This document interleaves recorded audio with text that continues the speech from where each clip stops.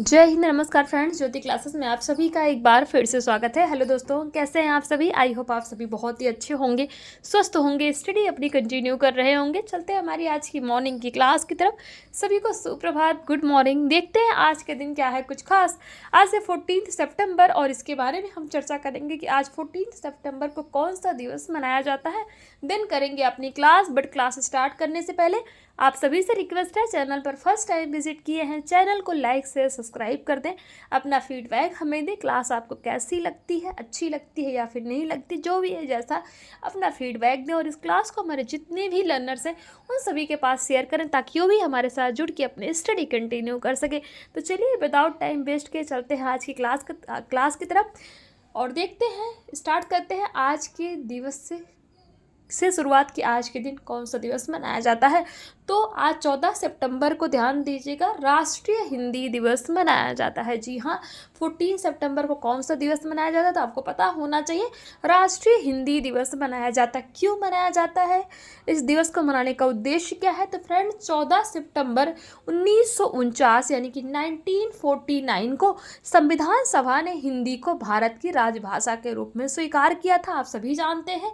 इसी ऐतिहासिक निर्णय की याद में हर साल 14 सितंबर को हिंदी दिवस मनाया जाता है। आई होप हिंदी दिवस से रिलेटेड सारे ही डाउट आपके क्लियर हो गए होंगे। अब चलते हैं आज की क्लास की तरफ। तो आज की क्लास से फ्रेंड्स हम चर्चा करेंगे कार्बोहाइड्रेट्स के बारे में, यानी कि कार्बोहाइड्रेट क्या है कार्बोस का रासायनिक संगठन, फिर हम देखेंगे कार्बोस का वर्गीकरण। तो बहुत सारी चीज़ें हम जो है चर्चा करने वाले हैं। हमारा जो टॉपिक क्या है, कार्बोहाइड्रेट्स। बट इससे भी पहले प्रीवियस क्लास में हमने क्या किया था, एक बार क्विक रिवीजन के माध्यम से देख लेते हैं, क्योंकि आप सभी जानते हैं जब भी हम कुछ नया सीखते हैं और उसके पहले हमने क्या सीखा है, एक बार उसका क्विक रिवीजन ले लेते हैं, देन हम कुछ नया सीखते हैं, उससे बेनिफिट क्या होता है। तो आपके मन में ये सवाल हो रहा होगा कि उसका क्या बेनिफिट है। उसका बेनिफिट यही है कि जो भी आप नया सीखते हैं और प्रीवियस में आपने जो सीखा है, तो उसमें आप दोनों ही टॉपिक को आपस में कनेक्ट कर सकते हैं, चीज़ें आपको समझ में आती हैं। अन्यथा आप आगे का सीखते जाते हैं और पीछे का भूलते जाते हैं। सिर्फ पढ़ाई के लिए ही ये स्ट्रेटेजी फॉलो नहीं होती। आप कोई भी वर्क करते किसी भी फील्ड में, हर फील्ड में ये स्ट्रेटेजी आपके लिए बहुत ही महत्वपूर्ण होती है। बहुत से लोग इस स्ट्रेटेजी को अपनाते भी होंगे, जो नहीं अपनाते हैं एक बार मेरे कहने से आप देख लीजिए, एक बार इसको फॉलो कीजिए कि जब भी आप कुछ नया सीखते हैं उसके पहले आपने क्या सीखा, एक बार उसका क्विक रिविजन करके देना आप कुछ नया सीखिए। आप देखिए कितना बेनिफिट आपको मिलेगा। तो देखते हैं हमारी प्रीवियस क्लास में हमने क्या सीखा था। फ्रेंड, प्रीवियस क्लास में हमने चर्चा किया था शारीरिक क्रियाएं एवं ऊर्जा व्यय देखा था, है। तो शारीरिक क्रियाएं एवं ऊर्जा व्यय, जैसे कि रनिंग हम जब करते हैं तो रनिंग में हमारी कितनी ऊर्जा व्यय होती है। हम जब सोते हैं, शारीरिक क्रियाएं से तात्पर्य क्या है, फिजिकल एक्टिविटी। जब हम सोते हैं उस समय हमारा कितना जो है, कितने किलो कैलोरी हमारी ऊर्जा व्यय होती है। हम वॉकिंग करते हैं तो कितने किलो कैलोरी हमारी ऊर्जा व्यय होती है। इस पे हमने एक टेबल देखा था। तो ये हमने देखा था शारीरिक क्रिया ऊर्जा व्यय। और साथ ही साथ हमने ऊर्जा संतुलन भी सीखा था, जिसके अंतर्गत एनर्जी हमने देखा था कि गुर्दे से व्यर्थ पदार्थों का निष्कासन करके आप जो है अपनी एनर्जी को बैलेंस कर सकते हैं। आंतों में पौष्टिक तत्वों का अवशोषण करके आप अपनी एनर्जी को बैलेंस करते हैं। साथ ही साथ कोषों में चयापचय की क्रिया द्वारा भी जो क्या है आपकी एनर्जी बैलेंस होती है, ये भी हमने देखा था। और साथ ही साथ ऊर्जा की अधिकता के प्रभाव हमने देखे थे, यानी कि effects of excess of calories की, यानी कि अगर आपके शरीर में ऊर्जा की अधिकता हो जाती है तो उसका क्या प्रभाव पड़ता है। तो हमारा वजन बढ़ने लगता है, मोटापा जिसको हम ओबेसिटी कहते हैं वो उसकी समस्या हो जाती है। मोटापे से व्यक्ति क्रियाशीलता पर भी प्रभाव पड़ता है। इन सब चीज़ों के बारे में हमने चर्चा किया था।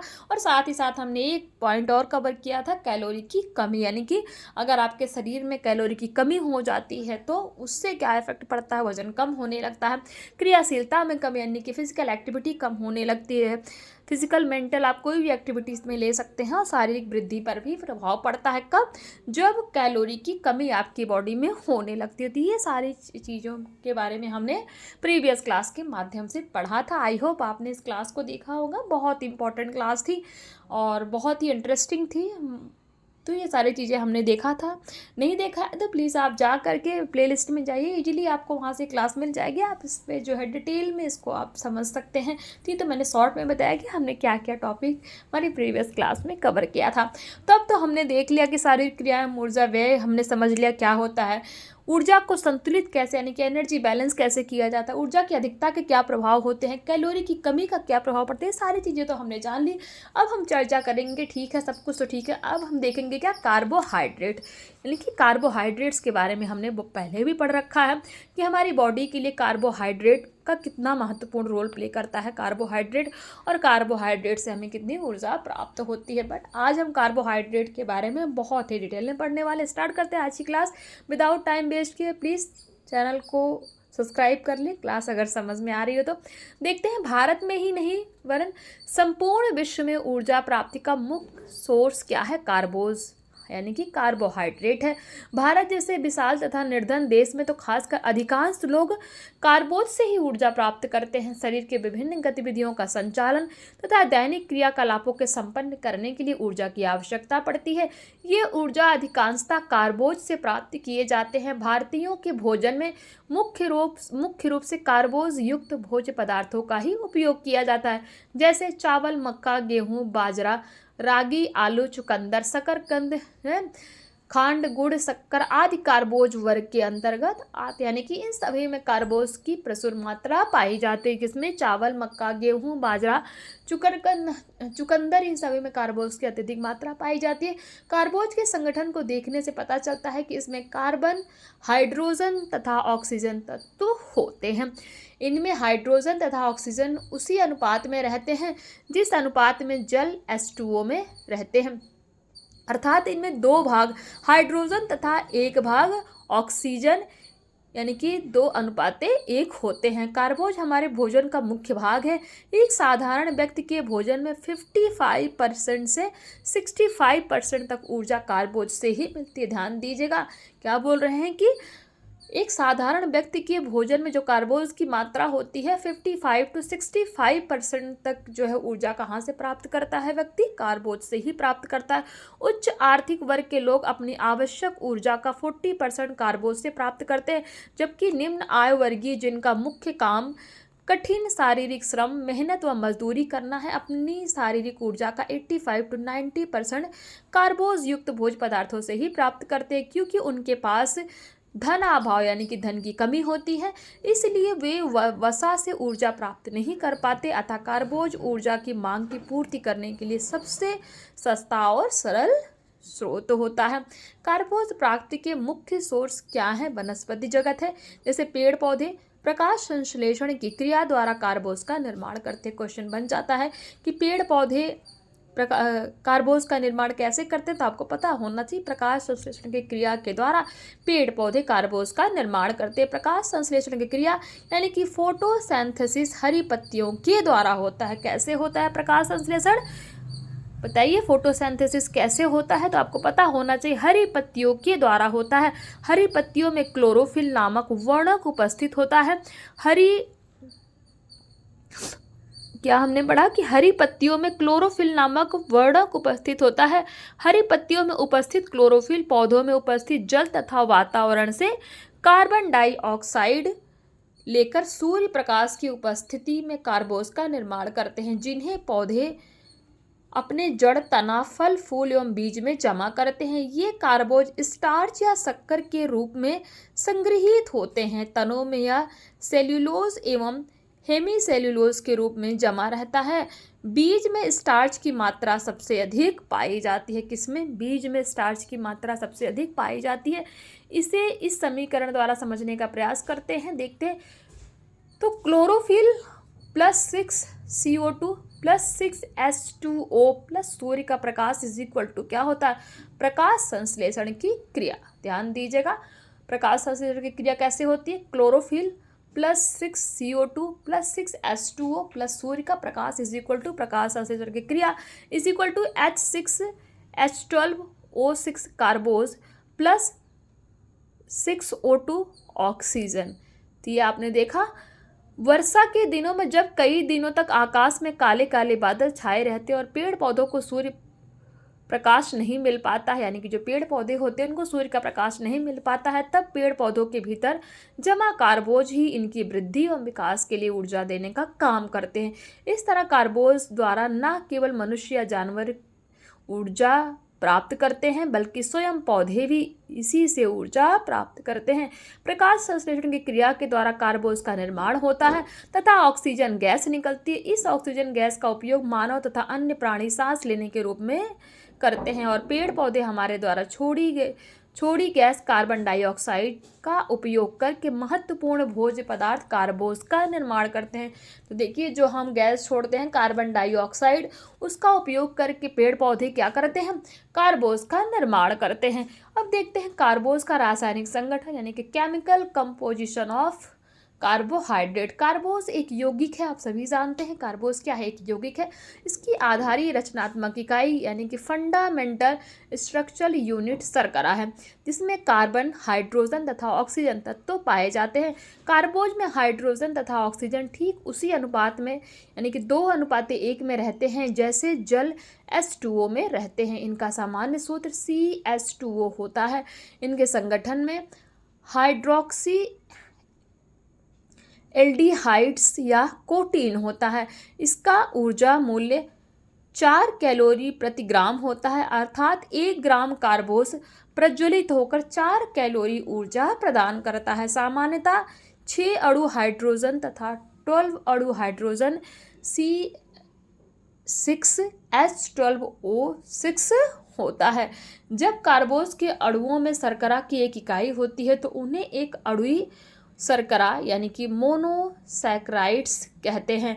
2 मोनोसैकराइड्स मिलकर डाइसैकराइड्स यानी कि 2 अणु भी शर्करा का निर्माण करते हैं। इसी तरह जब 3 या 3 से अधिक मोनोसैकराइड्स आपस में मिलते हैं तो पॉलीसैकराइड का निर्माण करते हैं। किसका?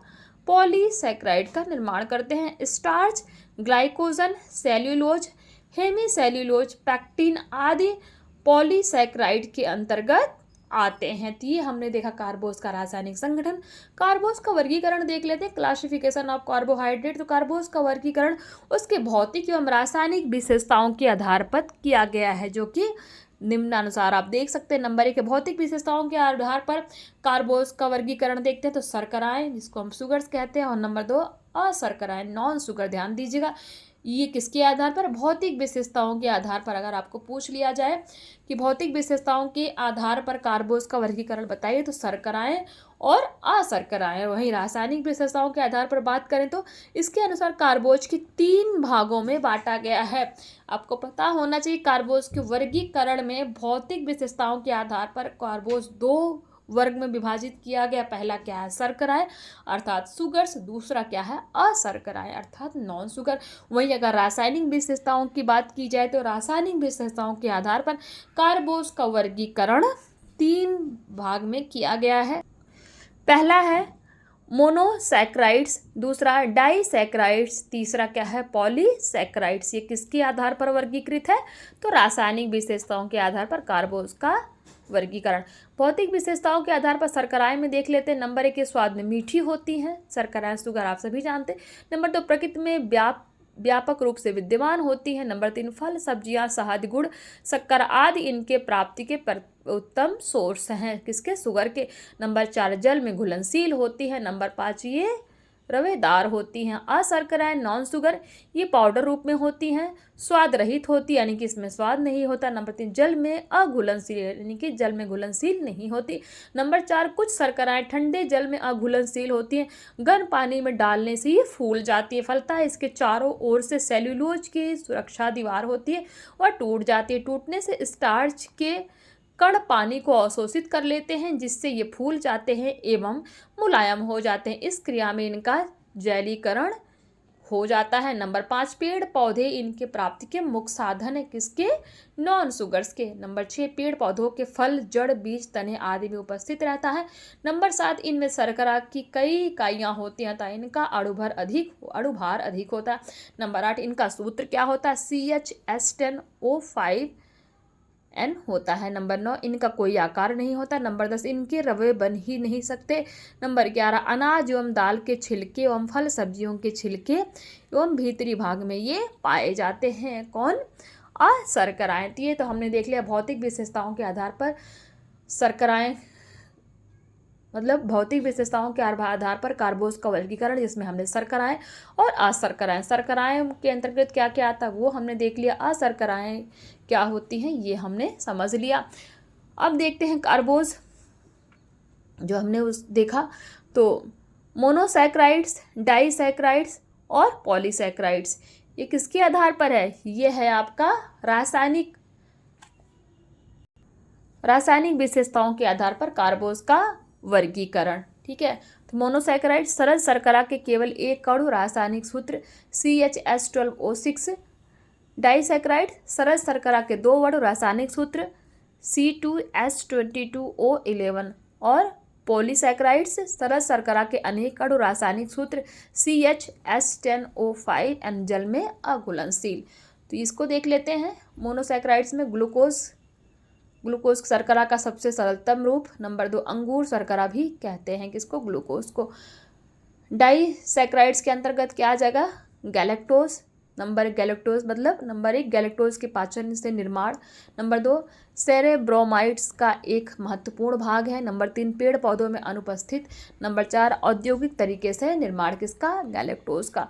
और पॉलीसैक्राइड्स के अंतर्गत क्या है, जल में अघुलनशील। स्टार्च की विशेषताएं देख लेते हैं तो जल में अघुलनशील। नंबर 2 पेड़ पौधों के बीज एवं जड़ों से अधिक प्राप्त होते हैं। नंबर 3 ऊर्जा प्राप्ति के मुख्य साधन। नंबर 4 ठंडे पानी में अघुलनशील। नंबर 4 गर्म पानी में जेली का निर्माण है। अब यहीं पे सुक्रोज देख लीजिए, मॉल्टोज देख लीजिए और लैक्टोज। सुक्रोज क्या होते हैं, नंबर 1 पाचन के बाद एक अणु ग्लूकोज प्लस एक अणु गैलकोटस। नंबर 2 गन्ना अथवा चुकंदर की शर्करा भी कहते हैं। नंबर 3 चुकंदर, गन्ना, ताड़, पके फल, किशमिश आदि प्राप्ति के साधन है किसके, सुक्रोज के। मॉल्टोज क्या है, तो अंकुरित अनाज, जौ एवं जौ संबंधित उत्पादन में मिलते हैं ये। नंबर 2 टूटने के बाद 2 अणु ग्लूकोज। नंबर 3 स्टार्च एंजाइम के प्रभाव से मॉल्टोज में बदलता है। लैक्टोज क्या है, तो दूध शर्करा कहते हैं, लैक्टोज को क्या कहते हैं, दुग्ध शर्करा कहते हैं। नंबर 2 दूध प्राप्ति के उत्तम साधन है। नंबर 3 रवे आसानी से नहीं बनते। नंबर 4 पानी में जल्दी नहीं घुलते। ग्लाइकोजन, सेल्यूलोज, हेमीसेल्यूलोज और पैक्टिन। तो ग्लाइकोजन जंतु या मनुष्यों की यकृत एवं मांसपेशियों में पाया जाता है क्या, ग्लाइकोजन। नंबर 2 जंतु कार्बोज भी इसको कहते हैं किसको, ग्लाइकोजन को। नंबर 3 टूट कर ग्लूकोज देता है क्या, ग्लाइकोजन। सेल्यूलोज क्या है, तो अनाज एवं दाल के छिलकों में पाया जाता है। नंबर 2 कैलोरी का मूल्य 0 होता है।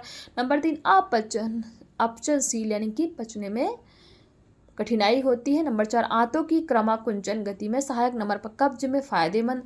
नंबर 6 आंतों के स्वास्थ्य के लिए लाभकारी। वहीं पे अगर हम बात करें तो हेमीसेल्यूलोजन का तो क्या है, अपचनशील। नंबर 2 कैलोरी का मूल्य 0। नंबर 3 आंतों के लिए लाभकारी। पैक्टिन जानवर एवं वनस्पति जगत प्राप्ति के साधन। नंबर 2 पौष्टिक मूल्य 0। नंबर 3 जैम एवं जेली के निर्माण के लिए आवश्यक। नंबर 4 फलों एवं सब्जियों के छिलकों के नीचे उपस्थित। और नंबर 5 क्या है, अपचनशील। तो ये हमने देख लिया कार्बोज के बारे में। आई होप ये आपको अच्छे समझ में आया होगा। जो हमने पढ़ा वही है, जो भी हमने पीछे देखा वही सारी चीज़ें हैं। आपको ये यहाँ पे इन्होंने इंडिकेट किया हुआ है, कुछ चीज़ें इसमें अलग हैं। तो ये तो हमने देखा भौतिक विशेषताओं के आधार पर कार्बोज का वर्गीकरण। अब दूसरा हमारा क्या है, रासायनिक विशेषताओं के आधार पर कार्बोज का वर्गीकरण। तो इसको हम फ्रेंड्स करेंगे नेक्स्ट क्लास में। अभी की क्लास को यहीं तक करते हैं। कहीं पे भी कोई डाउट है किसी वर्ड में, किसी सेंटेंस में, किसी टॉपिक में, तो आप कमेंट के माध्यम से पूछ सकते हैं। आपकी हर एक क्यूरी सॉल्व की जाएगी। तो मिलते हैं हमारे नेक्स्ट क्लास में। अपना फीडबैक हमें अवश्य दें, क्लास आपको कैसे लगी। तब तक के लिए जय हिंद, नमस्कार। हंसते रहिए, मुस्कुराते रहिए, एक दूसरे की हेल्प करते रहिए। धन्यवाद।